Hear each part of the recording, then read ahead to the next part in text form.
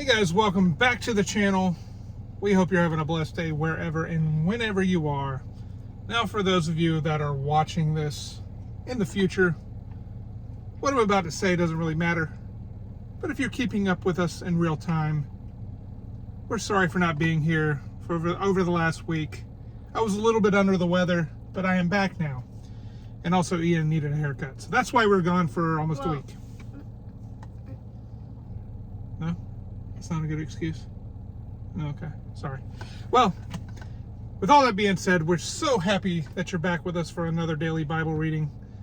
We are day 42 out of 60 days. We are in the final third of our 60-day journey as we hop through the Bible and just see little bits and pieces of the Bible. Now, this is a fun plan for families or kids or just individuals that want to do something different.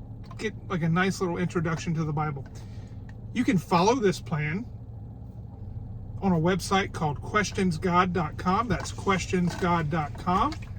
Or you can go to our channel, our playlist, the Bible for Kids in 60 Days playlist. You can check the plan out there and catch up on all of our past readings. Now, real quick, before we get started today, we're going to be reading more from the Gospel of Matthew. We're going to be doing chapters 13 and 18, talking about some of the parables, the famous parables from Jesus. We're going to be reading chapters 13 and 18, but real quick before we do that, I wanted to say how you can quickly support the channel. You can support this channel by doing one of a few things. You can hit us with a thumbs up or a thumbs down. You can leave a comment down below. You can subscribe, or you can share this video with a friend. And what that does is that simply tells the YouTube algorithm to put this video in front of more eyes and more people across the globe.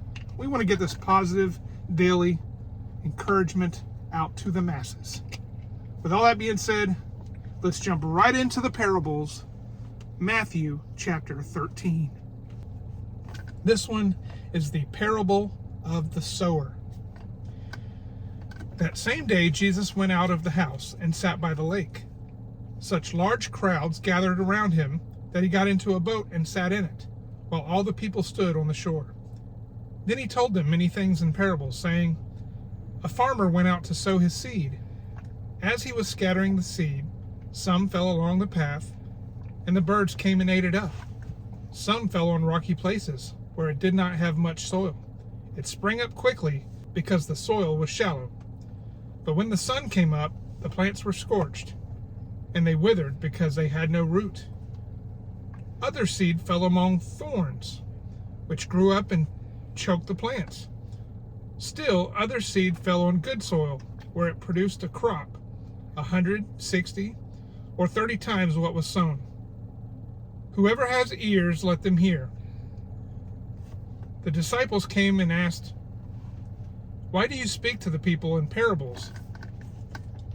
He replied, "Because the knowledge of the secrets of the kingdom of heaven has been given to you, but not to them.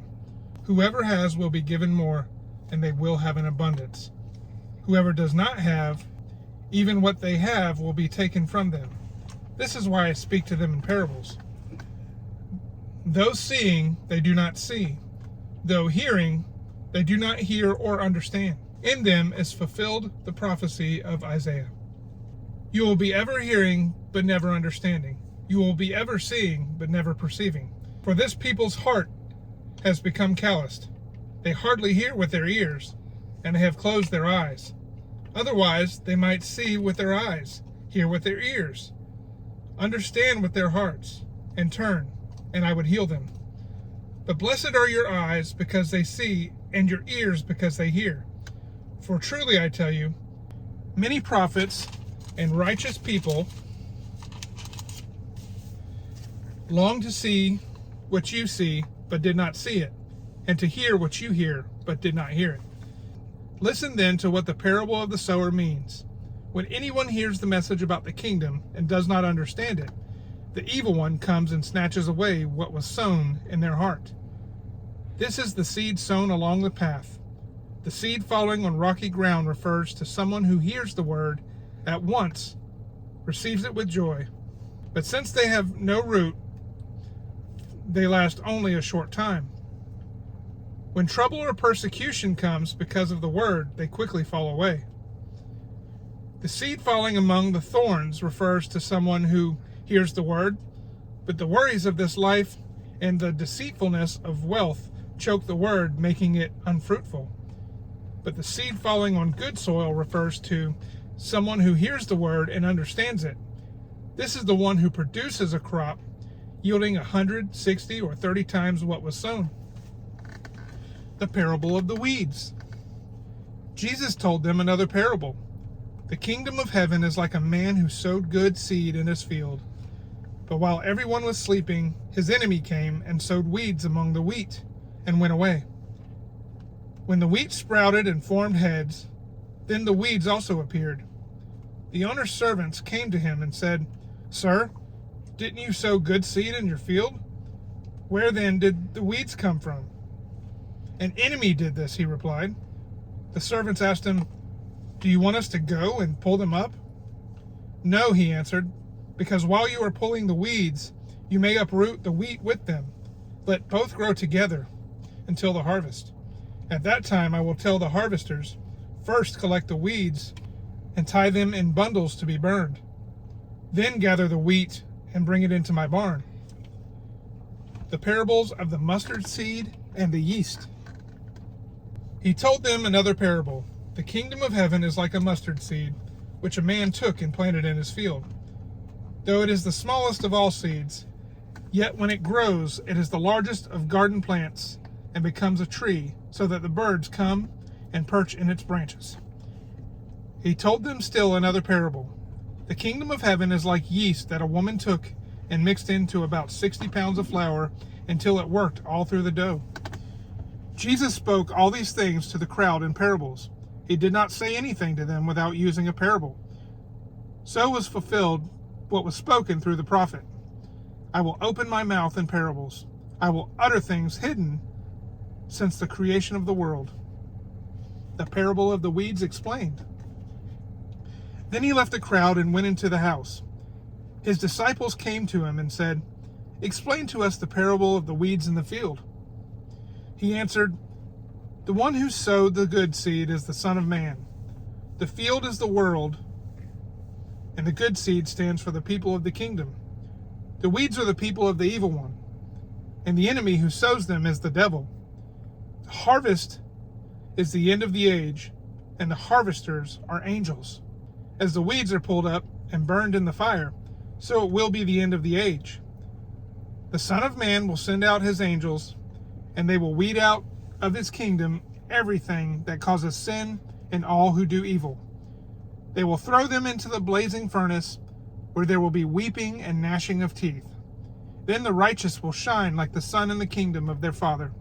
Whoever has ears, let them hear." The parables of the hidden treasure and the pearl. The kingdom of heaven is like treasure hidden in a field. When a man found it, he hid it again, and then in his joy went and sold all he had and bought that field. Again, the kingdom of heaven is like a merchant looking for fine pearls. When he found one of great value, he went away and sold everything he had and bought it. The parable of the net. Once again, the kingdom of heaven is like a net that was let down into the lake and caught all kinds of fish. When it was full, the fishermen pulled it up on the shore. Then they sat down and collected the good fish in baskets, but threw the bad away. This is how it will be at the end of the age. The angels will come and separate the wicked from the righteous and throw them into the blazing furnace, where there will be weeping and gnashing of teeth. "Have you understood all these things?" Jesus asked. "Yes," they replied.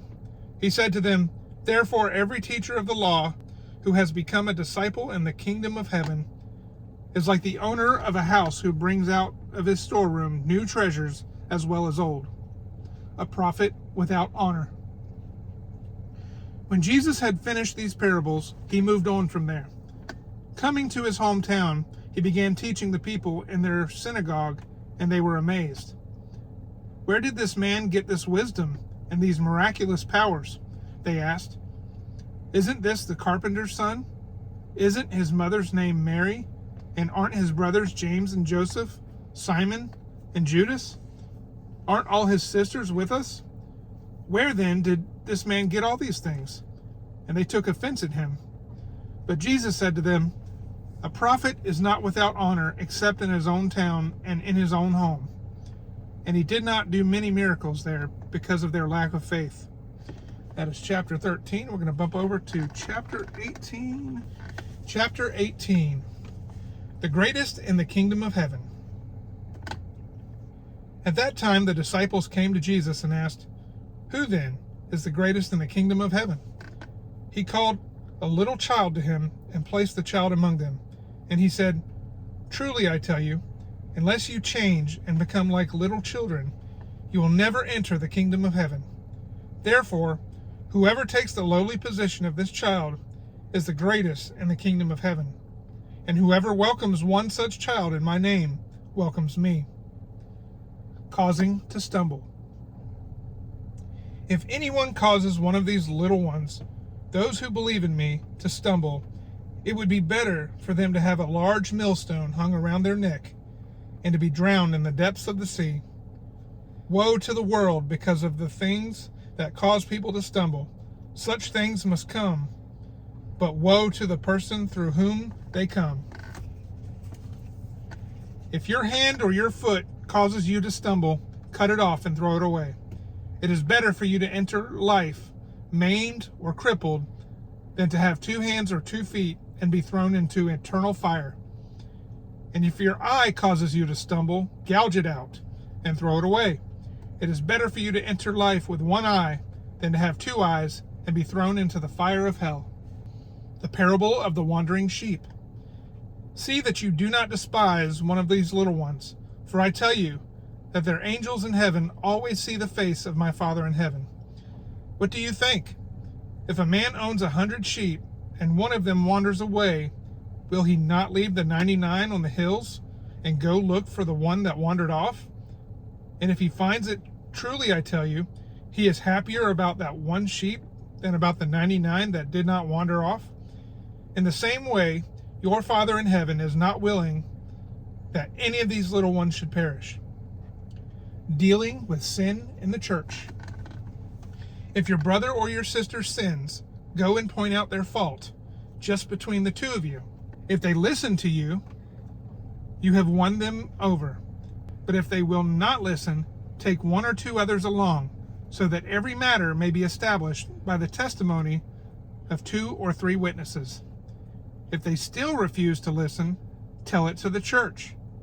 And if they refuse to listen even to the church, treat them as you would a pagan or a tax collector. Truly I tell you, whatever you bind on earth will be bound in heaven, and whatever you loose on earth will be loosed in heaven. Again, truly I tell you, that if 2 of you on earth agree about anything they ask for, it will be done for them by my Father in heaven. For where 2 or 3 gather in my name, there am I with them. The parable of the unmerciful servant. Then Peter came to Jesus and asked, "Lord, how many times shall I forgive my brother or sister who sins against me? Up to 7 times?" Jesus answered, "I tell you, not 7 times, but 77 times. Therefore the kingdom of heaven is like a king who wanted to settle accounts with his servants. As he began the settlement, a man who owed him 10,000 bags of gold was brought to him. Since he was not able to pay, the master ordered that he and his wife and his children and all that he had be sold to repay the debt. At this, the servant fell on his knees before him. 'Be patient with me,' he begged, 'and I will pay back everything.' The servant's master took pity on him, canceled the debt, and let him go. But when that servant went out, he found one of his fellow servants who owed him 100 silver coins. He grabbed him and began to choke him. 'Pay back what you owe me,' he demanded. His fellow servant fell to his knees and begged him, 'Be patient with me, and I will pay it back.' But he refused. Instead, he went off and had the man thrown into prison until he could pay the debt. When the other servants saw what had happened, they were outraged and went and told their master everything that had happened. Then the master called the servant in. "You wicked servant," he said. "I canceled all the debt of yours because you begged me to. Shouldn't you have had mercy on your fellow servant, just as I had on you?" In anger, his master handed him over to the jailers to be tortured until he should pay back all he owed.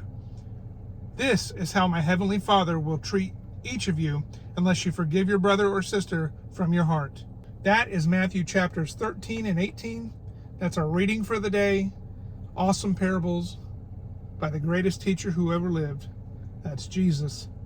And we want to invite you to come back again tomorrow. We'll see you on the next daily Bible reading. God bless.